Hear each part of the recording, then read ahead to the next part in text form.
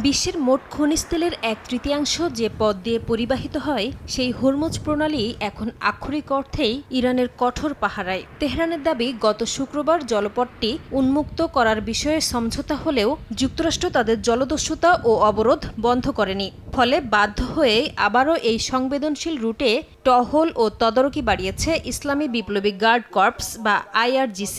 এখন থেকে যে কোনো জাহাজকে এই পথে চলতে হলে আগেভাগেই তেহরানের অনুমতি নিতে হবে।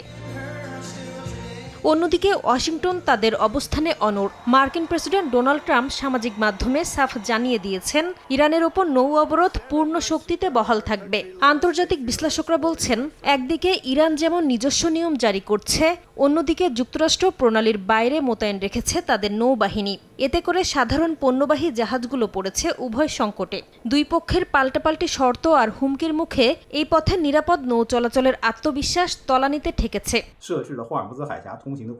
ইরান এই প্রণালী দিয়ে চলাচলের জন্য নিজস্ব কিছু নিয়ম চাপিয়ে দিয়েছে। তারা চায় প্রতিটি জাহাজ যেন IRGC-কে অবহিত করে এবং তাদের নির্ধারিত পথ দিয়ে চলে। অন্যদিকে যুক্তরাষ্ট্র প্রণালীর বাইরে এক বিশাল অবরোধ তৈরি করে রেখেছে, যাতে কোনো জাহাজ ইরানের সঙ্গে সরাসরি বাণিজ্য করতে না পারে।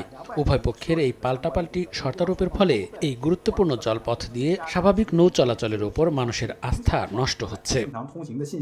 আলোচনার টেবিলে সমঝোতার কথা চললেও বাস্তবে হরমুজ প্রণালীর নিয়ন্ত্রণ নিয়ে মুখোমুখি অবস্থানে দুই দেশ।